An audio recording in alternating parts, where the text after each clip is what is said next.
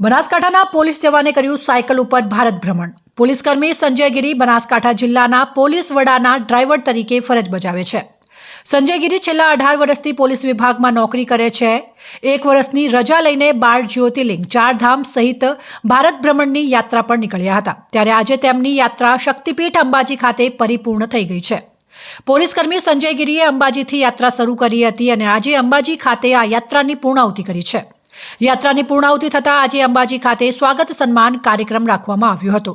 બનાસકાંઠા જિલ્લા પોલીસ વડા અક્ષયરાજ મકવાણા પણ સ્વાગત કાર્યક્રમમાં અંબાજી પહોંચ્યા હતા।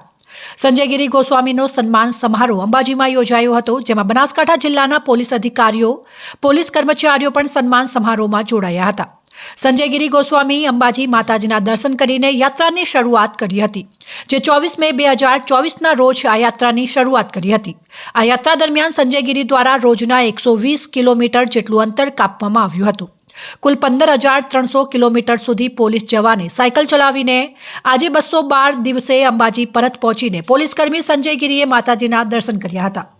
હું શિવ યાત્રિક સંજય ગોસ્વામી ફ્રોમ ગુજરાત પોલીસ બનાસકાંઠા પોલીસમાં હું ફરજ બજાવું છું અને મેં 24 મે 2024ના દિવસે મા અંબાના ધામથી યાત્રા શરૂ કરી અને અહીંથી ભારતના 4 ધામ, 12 જ્યોતિર્લિંગ, પશુપતિનાથ, નેપાળ આટલી યાત્રા મેં કરી અને આજે અહીંયા આવ્યો છું તો 212 દિવસ મારી યાત્રાના થયા, 15,300 કિલોમીટર થયા અને આજના દિવસે હું મા અંબાના ધામમાં યાત્રા પૂર્ણ કરી સ્વસ્થ રીતે આવ્યો છું। અને મારો મેસેજ યુવાનો માટે, ઓલ ઇન્ડિયા પોલીસ માટે એવો હતો કે સાયકલ ચલાવો, આપના રોજિંદા જીવનમાં સાયકલનો ઉપયોગ કરો, જેથી પેટ્રોલનો ખર્ચ પણ બચશે અને આપનું સ્વસ્થ દિવસે દિવસે સારું સુધરશે।